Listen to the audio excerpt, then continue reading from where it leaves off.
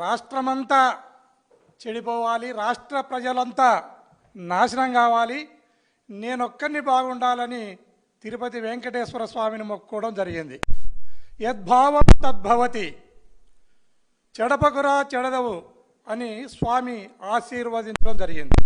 స్వామి ఆశీర్వదిస్తేనే 7వ కొండ నుంచి కిందికి దిగి 1వ కొండకు వచ్చేసరికే 23 క్లైమోర్ మైన్స్ ఢామ్ అని పేలడం జరిగింది.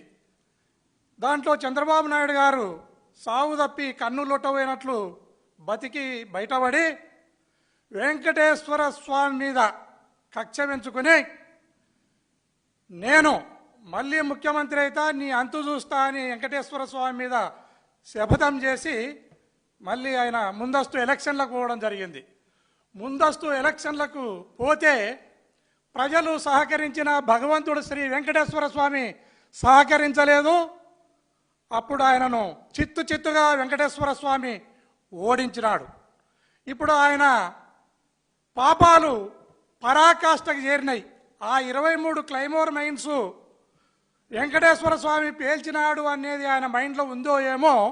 ఆయన మీద కక్ష ఇప్పటికి కూడా చంద్రబాబు నాయునికి తగ్గలేదు అనడానికి ఈ లడ్డును తెర మీదకి తీసుకుని వచ్చి గేదెలు, ఆవులు, ఆవు కొవ్వు, పంది కొవ్వు అని చెప్పి పందుల మీద, గేదెల మీద, ఆవుల మీద తుపాకీని పెట్టి జగన్మోహన్ రెడ్డి గారిని కాల్చాలి అనే ప్రయత్నంలో డామ్ అని ఆయన మీద తుపాకీని పేల్చడం జరిగింది చంద్రబాబు నాయుడు. అంతట్లోకే వెంకటేశ్వర స్వామి మేల్కొన్నాడు. అయ్యో పాపం అమాయకుడి మీదకి బుల్లెట్ పోతుంది అని చెప్పి ఆ బుల్లెట్ గమనాన్ని, ఆ బుల్లెట్ దిశను తిప్పి చంద్రబాబు నాయుడు మీదకి వెంకటేశ్వర స్వామి వదలడం జరిగింది.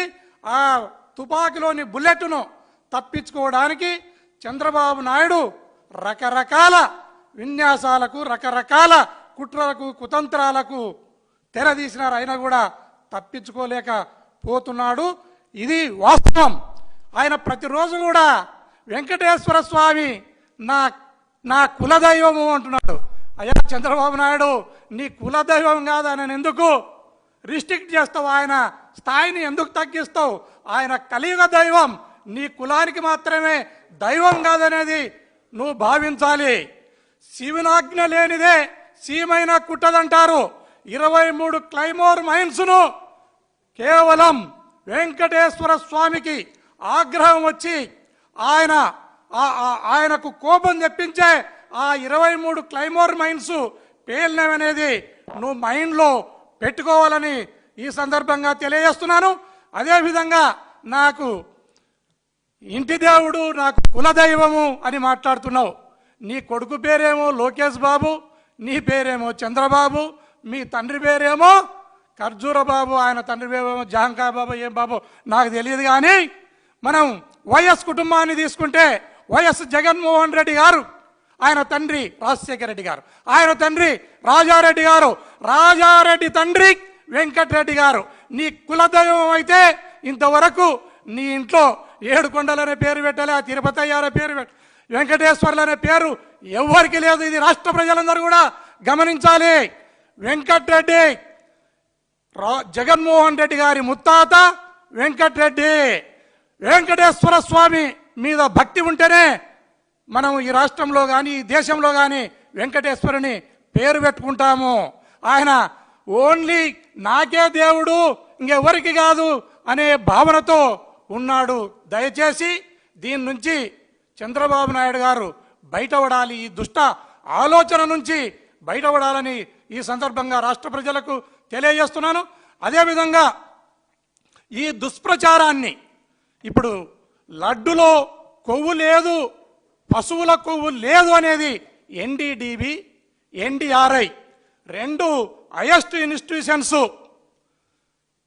ఖచ్చితమైన రిపోర్టునిచ్చి దీంట్లో కొవ్వు లేదురా స్వామి అని చంద్రబాబు నాయుడుకు చెప్తా ఉంటే కూడా దాని మీద దుష్ప్రచారం చేస్తూ ఆయన దుష్టబుద్ధితో ఆయన ముందుకెళ్తున్నాడు. దీన్ని ఖండించడంలో భాగంగా అంబటి రాంబాబు, జోగి రమేష్ ప్రెస్ మీట్ పెట్టడం కానీ, దేవాలయాలకు పోయి వస్తున్నప్పుడు కానీ వాళ్ళ మీద దాడులు చేయడం జరిగింది.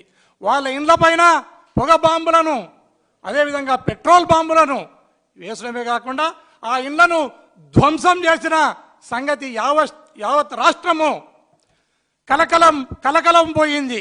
అలాంటి ఘటనలో మా అధినేత వైఎస్ జగన్మోహన్ రెడ్డి గారు ఆ ఇళ్లను పరామర్శించడానికి పోతే రకరకాల రిస్ట్రిక్షన్స్ను, రకరకాలుగా ఆయనకు ఆటంకాలను, ఆయన దగ్గర ఆయన ఇంట ఎవరు పోకుండా నోటీసులు ఇవ్వడం, జనం అస్సలు వెళ్ళకూడదని ఆంక్షలు విధించడం, అన్ని ఆంక్షల నడుమ కూడా లక్షలాది జనం జగన్మోహన్ రెడ్డి గారి కోసం బయటకు వచ్చిన సంగతి రాష్ట్ర ప్రజలందరూ కూడా చూస్తూనే ఉన్నారు. ఇది ఇప్పుడు అధికార పక్షం కూడా, ప్రభుత్వం కూడా దీన్ని గమనించాలి.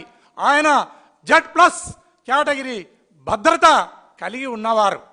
ఆయన నిన్న జోగి రమేష్ ఇంటికి పోయేటప్పుడు ముందు రోజు రాత్రి ఒక నోటీసును సర్వ్ చేసి ఆయనను రకరకాల దారులలో ఒక 10-20 కిలోమీటర్లలో చేరుకోవాల్సిన వెన్యూకు 50 కిలోమీటర్ల దూరంలో ఆయనను తీసుకుపోవడం, 50 కిలోమీటర్లు తిప్పి తీసుకుపోవటం జరిగింది. అయినా లక్షలాది మంది ఆయన కోసం రావటం జరిగింది. అదేవిధంగా తిరిగి వచ్చేటప్పుడు ఆయన మహానుభావుడు, ఆయన తిరిగి వచ్చేటప్పుడు ఆయన వ్యక్తిగత సిబ్బందికి కానీ ఆయనకున్న ప్రొటెక్షన్కి కానీ ఆయనకు కానీ తెలియనివ్వకుండా ఆయనను ఒక దొంగ రూట్లో, ఒక చిన్న సందుల్లో రాజధానికి సంబంధించిన గ్రామాల మీదుగా ఆయనను తీసుకొని రావటం జరిగింది. ఆయన భద్రత పట్ల యావత్తు ప్రజానీకం ఆందోళనను వెలిబుచ్చుతున్నారు. దయచేసి ఇప్పటికైనా ఈ రాష్ట్ర ప్రభుత్వం కళ్ళు తెరిచి ఆయన భద్రత, ప్రతిపక్ష నేత యొక్క భద్రతను చూసుకునే బాధ్యత ఈ ప్రభుత్వంపై ఉంది. దయచేసి ఇప్పటికైనా మీరు కళ్ళు తెరిచి గౌరవ మాజీ ముఖ్యమంత్రి జగన్మోహన్ రెడ్డి గారికి సరైన భద్రత కల్పించవలసిందిగా ఈ రాష్ట్ర ప్రభుత్వాన్ని కోరుతున్నాను.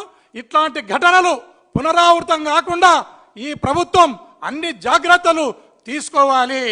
ప్రతిపక్ష నాయకునికి, మాజీ ముఖ్యమంత్రికి, తర్వాత Z+ కేటగిరీ భద్రత కలిగిన వారికి ఏ రకమైన భద్రతా చర్యలు తీసుకోవాలనో ఆ రకమైన భద్రతా చర్యలను తీసుకోవాలని ఈ రాష్ట్ర ప్రభుత్వాన్ని కోరుచున్నాను.